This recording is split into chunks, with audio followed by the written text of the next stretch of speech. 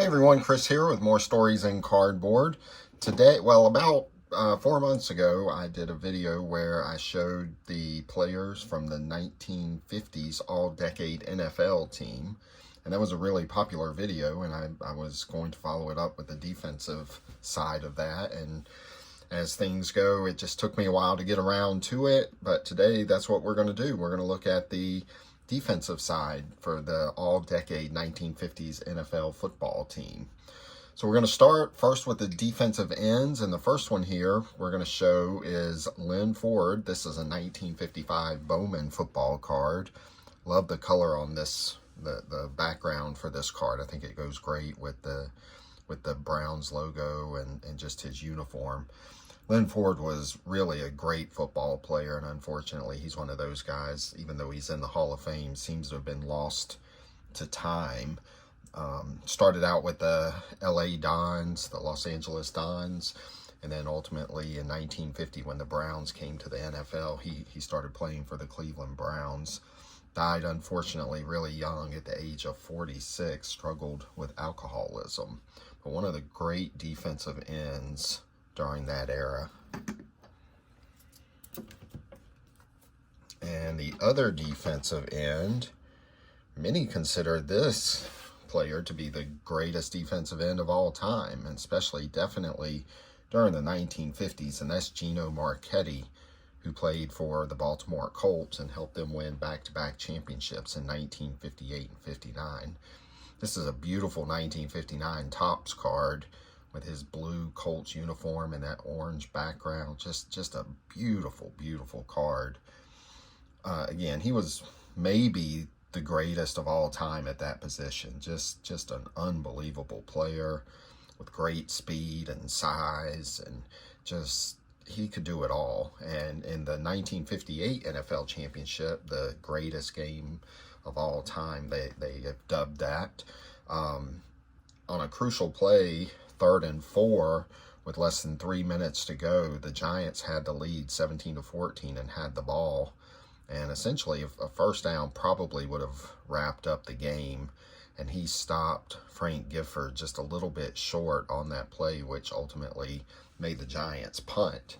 Now, he also broke his ankle on that play, and they kind of stretchered him off of the field, but he wanted to stay and watch his teammates finish the game off, and they ultimately did win the NFL championship in 1958.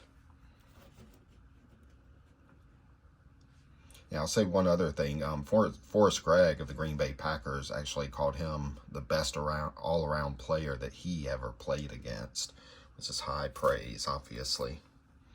Now, the next we're going to show the defensive tackles. This is a 1957 Topps Art Donovan card. Again, I love the colors on this with the green background on the one picture. This is actually my favorite Art Donovan card. I think it just has a great pose and great colors. Both of the pictures are really fascinating to me, but he was just one of the great characters of the game, and of course, he was also on those two NFL championship teams in 1958 and 59. Next, we have Leo the Lion, Leo Nomolini, who was, again, just really, really strong football player. He was kind of big for his day and a very, very talented football player, both offense and defensive tackle. And he wrestled during the off season. Just a fantastic player on those San Francisco 49er teams from the 1950s. They were one of those teams that were always kind of in the hunt but could never quite get over the hump. And this we're going to show, this is a 1951 Bowman Ernie Stotner.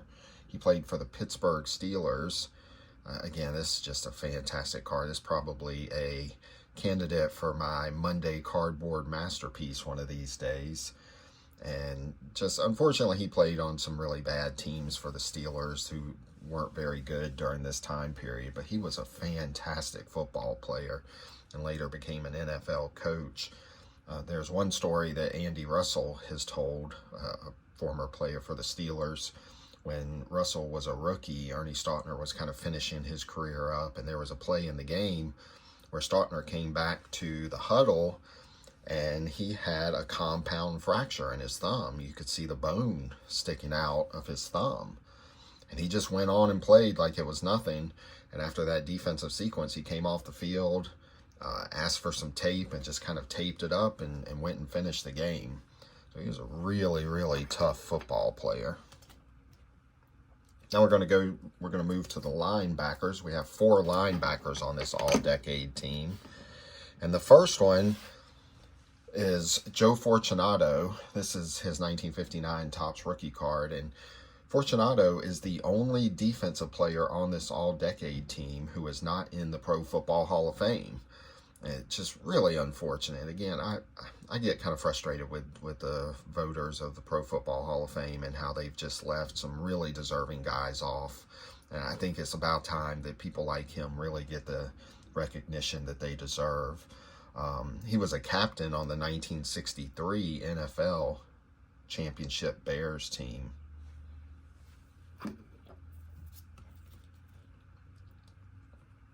And next we have Bill George of the Chicago Bears. It's a beautiful 1956 Topps card.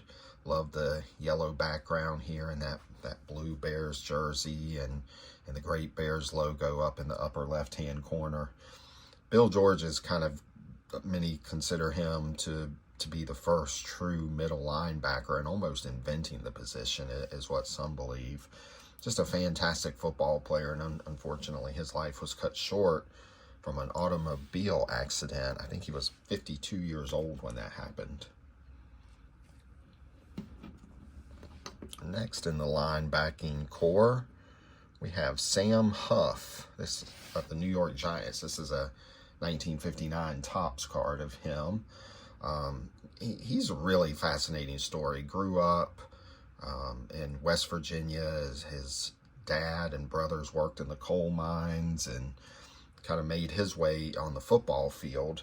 And when he was first drafted in the NFL, the Giants kind of had a hard time figuring out a position for him. He played a lot of offensive line in high school and college, but he never really quite fit in there, I guess, for the most part in the NFL. And he actually ended up leaving camp one day, and I guess his intentions were to quit. And at the time, one of the offensive coaches, Vince Lombardi, stopped him at the airport and convinced him to come back to the team. He ultimately came back to the team, and at this point, the defensive coach, Tom Landry, who went on to Dallas Cowboy fame, he ended up kind of instituting the 4-3 defense because he thought Sam Huff would really fit well into that position. Sam Huff went on to Ray Beck, who was the starting middle linebacker, got injured. Sam Huff took over. The Giants ended up winning 5 straight games, ended up winning their division, and went on to win the NFL championship in his rookie season in 1956. He was the first middle linebacker to start in an NFL championship game. Now the next one, this guy, we have Joe Schmidt here of the Detroit Lions. This is 1956 Topps card. This guy, for as good as he was, people really overlook him. He was just a monster on the football field. And in fact, Norm Van Brocklin said if there was one player that I was going to start a football team with, it would be Joe Schmidt. And then Paul Hornung called him the best linebacker he ever saw, which is high praise considering he saw Ray Nitschke, he played with Nitschke, and just Joe Schmidt was incredible. He had a 10-year stretch where he played in all 10 of the Pro Bowl games, but was also first team All-Pro all 10 of those years, which is just incredible. In 1969, he was named the greatest Lion ever, and really was a big part of those Detroit Lions teams in the 1950s. Some of the really great all-time defensive teams. Just a fantastic player that unfortunately really does not get talked about very much at all. Now next we have 2, what they called then halfbacks. These would be more like your defensive backs today. And the first one we have is Jack Butler. This is a 1957 Topps card. Just a fantastic looking card with that old school yellow helmet, and I like the colors here with the orange background on the one photo, and then the blue background on the other one. He was really a fantastic player as well, and was late getting into the Hall of Fame. They finally let him in, but he had 52 career interceptions in a 9-year career. And in a 1953 game, he actually had 4 interceptions against the Washington Redskins, returning one of them for a touchdown, which actually sealed the win. On the other side, for those defensive halfbacks, we have Dick Night Train Lane. Spent a lot of time with the Detroit Lions. Here he's with the Cardinals. This is his 1957 Topps rookie card. Again, just a fascinating story. When he was born, his mother was a prostitute, his father was a pimp, and when he was born, they essentially left him in a dumpster, left him to die. And someone heard him crying, they rescued him, and he was ultimately adopted and ended up being just one of the great football players of the 1950s.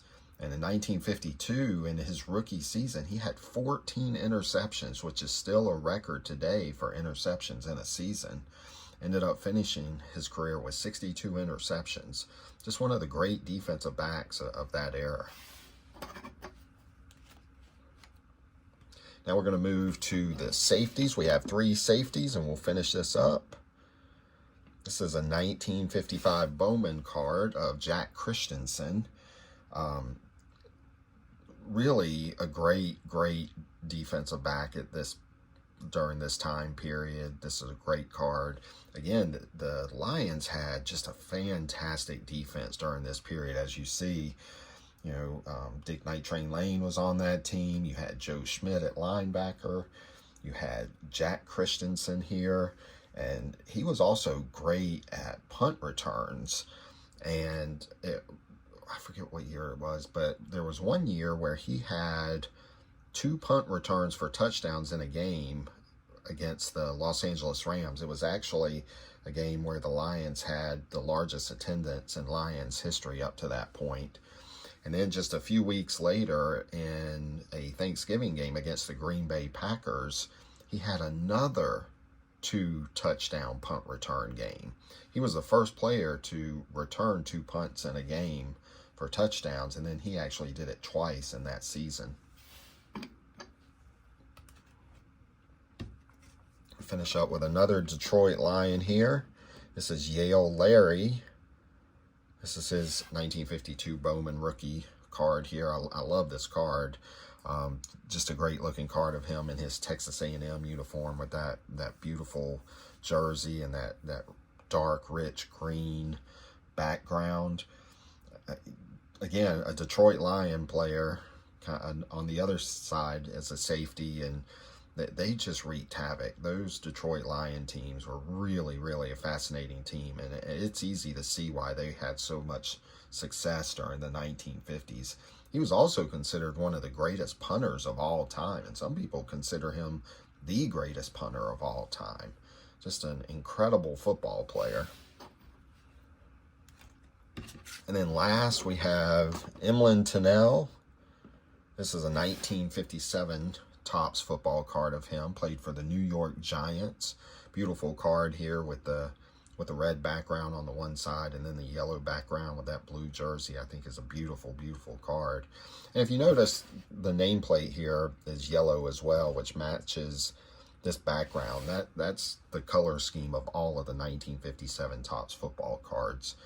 Just a fantastic football player, probably the best of his time as far as defensive backs. And he was the first black player to play for the New York Giants, and also the first to be elected in the Pro Football Hall of Fame. Finished his career with 79 career interceptions, which at the time was #1 on the list. That record was ultimately broken by Paul Krause of the Minnesota Vikings, but he still stands number 2 all time on that list.